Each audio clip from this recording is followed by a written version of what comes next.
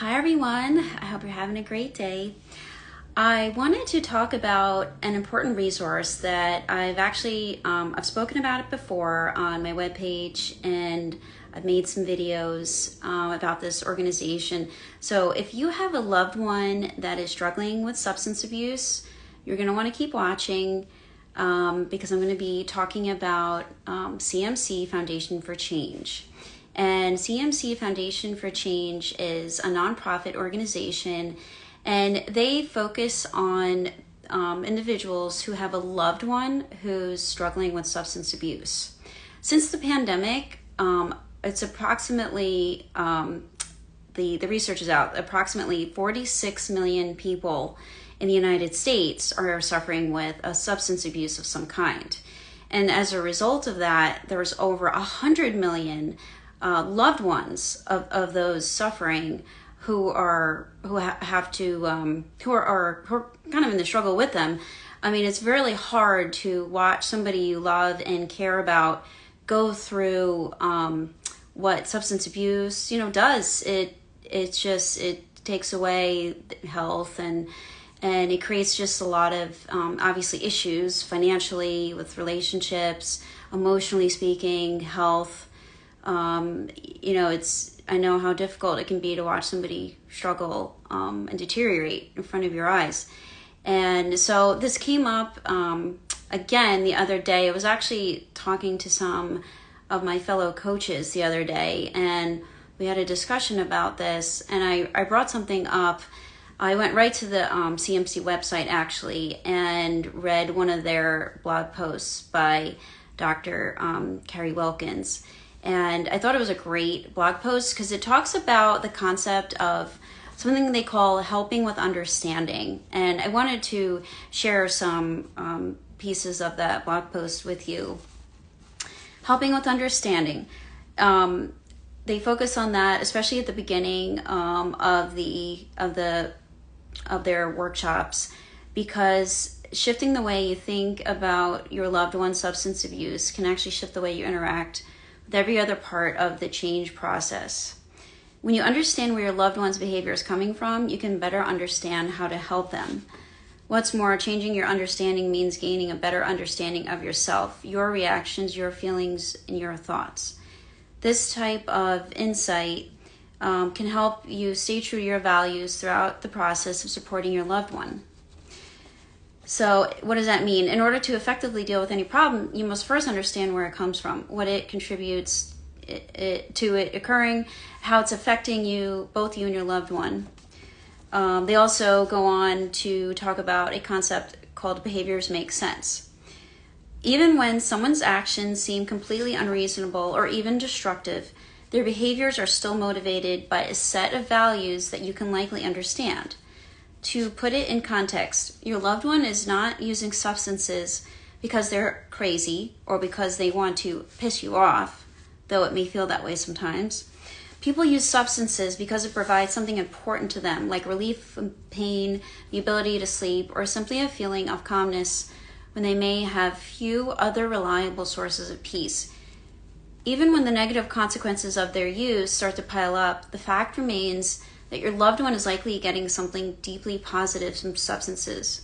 And the presence of these negative substances doesn't make the positives go away. It simply means they exist together. Why does this matter? Because once you understand what the positives of use are for your loved one, you can help them to find alternatives. For example, if they smoke to take away boredom, you might offer to spend time with them doing something you both enjoy. If they drink to unwind at the end of the day, maybe they might benefit from engaging in some kind of exercise instead. Try and brainstorm what some of these alternatives might be by yourself or together. Additionally, understanding their motivations can help you frame your own feelings of frustration, fear, or sadness. While these reactions are natural ones to have, they likely stem more from your worry about the unpredictability of your loved one's behaviors than the reality of the situation. And they ended it by saying, realizing that their behaviors make sense can allow for the hope that you will be able to move towards change together. And another thing that's really special about CMC, they've created these support groups called Invitation to Change. And they're not just your regular support group. They actually teach you skills so that you can, cope with what's going on with your loved one. And they help you communicate better. They actually help. They're the opposite of tough love. They actually help bring families and people closer together. It's all about actually repairing those relationships. And because one thing that the addiction industry in general is missing is tapping into to families for help. Families want to help. Most of the time, people just aren't prepared. We don't. When my husband was going through watching me deteriorate, he didn't really know what to do. He was just kind of trying to do research. He was using his own intuition, and he just knew that he needed to be there for me. The last thing he wanted to do was a tough love approach or let me hit some kind of arbitrary rock bottom. I had a lot of terrible moments during some of those dark years that I guess were kind of versions of rock bottoms, but you don't have to let these terrible things happen. You can do things for yourself and for your loved one to kind of prevent a lot of damage, whether it's damage in your relationship or maybe just whatever ways that a substance may be kind of derailing your life. And when I think about that, just this whole concept of so many people come to me and they don't understand, like they're so worried about their loved one because their loved one's drinking has gotten just way out of control.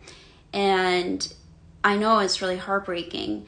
And they're not doing it, like the article said, like I really agree, like they're not doing it to piss you off. It's sometimes it gets your brain, it just gets so wrapped up in whatever substance you're using. You're not even using it for pleasure anymore. You're using it to survive. And one thing to kind of remember is to not take things personally when your loved one is using a substance. It's actually not about you. It's about what's going on in their own mind and body. And I'm a perfect example because when I was really, really struggling during those rougher times and those darker days, I couldn't stop drinking just for my husband's sake.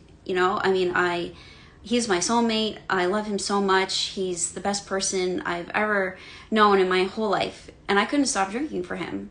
It wasn't about him. But I know at the time, it was hard for him to go through that. Just like it may be hard for you and your loved ones. So anyway, I just wanted to share that really great blog post with you right from the CMC website. If you would like more information, I'll go ahead and tag them in this in the post. And feel free to also check out my website. Because like I said, I've written some articles about them, and I'm going to continue to share about them because I just really believe in them. And they're kind of like a nice alternative to Al-Anon. Some people, Al-Anon doesn't seem to resonate with them, so it's just one more thing out there. Nothing against Al-Anon. I've actually never participated, but it could just be one more thing to add to your resources. So that's all it is, just another resource for you. And if you have any questions about this, please feel free to reach out to CMC directly, or send me a message, or subscribe to my newsletters, all those great things. Thank you so much for listening. Bye.